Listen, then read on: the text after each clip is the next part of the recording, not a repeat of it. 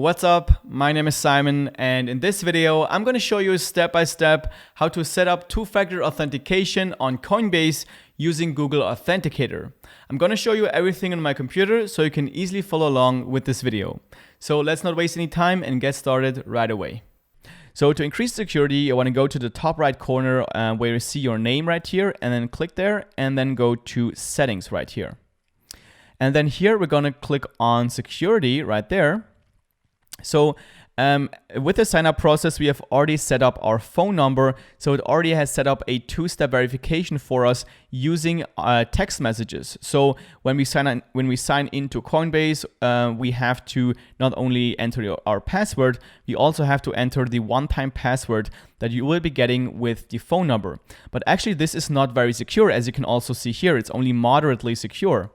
And the reason is because there's something called SIM swapping. This is where criminals, they get access to your text messages, so they can actually get access to that one-time password. So when they actually have your actual Coinbase password and also have access to your text messages, then they'll easily be able to get into your Coinbase account, which is why I highly recommend to set up another way of two-factor authentication using the Authenticator, which is different apps like Authy or Google Authenticator, or actually use a hardware security key that basically means that you can only access your Coinbase account once this security key is plugged in. So personally, I'm currently using the Authenticator method because I think that's already pretty secure, because when you use that method, then people can only access you can only access your Coinbase account when you have your physical mobile device, which is mostly your phone or your iPad or wherever you want to download that Authenticator application. I've actually ordered this hardware device as well, so it's not arrived yet, but that's probably something I'm going to do in the future to keep my account even more safe. It's like a YubiKey. If you're interested in that, I'll leave a link down below in the video description where you can get these. But for this tutorial, I'm going to move on and show you how to do it with Authenticator. So to set up the two-factor authentication using the Authenticator application, we have to first click on select right here. And then we'll be getting a code sent to us via text message that we'll be getting on our phone. And then all you have to do here is type in that code that you'll be getting right in this field to just kind of confirm that it's actually you. So I'm just going to type it in right now.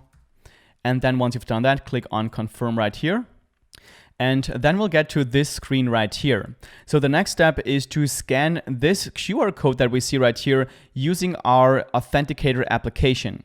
So if you don't already have an Authenticator application like Google Authenticator or Authy, I'm going to now show you on my phone how to download that application. And then I'm going to show you how to scan this code and set up everything using your Authenticator application. So once you're on your phone, you want to go to the App Store if you have an iPhone, or to the Google Play Store if you have an Android phone. And then you want to go to the search bar and type in, and like I said, there's multiple apps out there. I know Authy is one, so Authy would be a possibility. Or you could also use Google Authenticator, which is the one that I use. And just download this application. I've already downloaded Google Authenticator, so I'm not going to download it again. But you can download it, install it, and then once you open it, as you can see for my application, I already have a couple of one-time passwords set up for different accounts. For you, it's probably going to say something like set up your account. And what you want to do here is just click through the menu until you see an option to scan a new QR code. So once you see that option, click on scan new QR code. And for me, I'm just going to go to the plus sign here on the bottom and click on scan a QR code.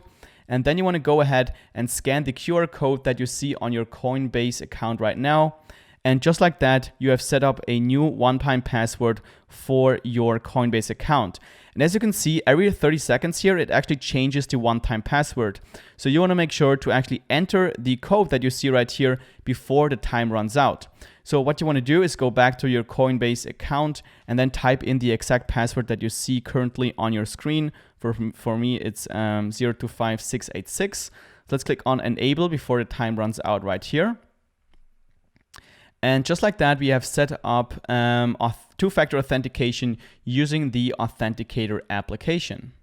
So now in the future, when you want to sign into your Coinbase account, After you have entered your password, it's going to ask you for the one-time password, and that's when you want to grab your phone, open the Authenticator application, and then you can enter the password that you see on your Authenticator application, and then you'll get access to your Coinbase account.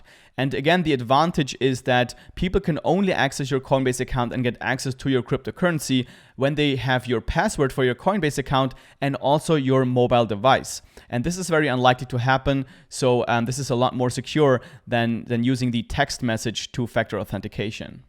Alright, so that's exactly how to set up two-factor authentication on Coinbase using Google Authenticator.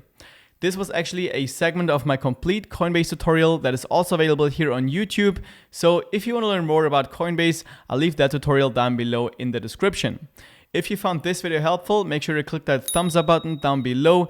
That would really help out my YouTube channel. And also, if you have any questions, just leave them down below in the comment section.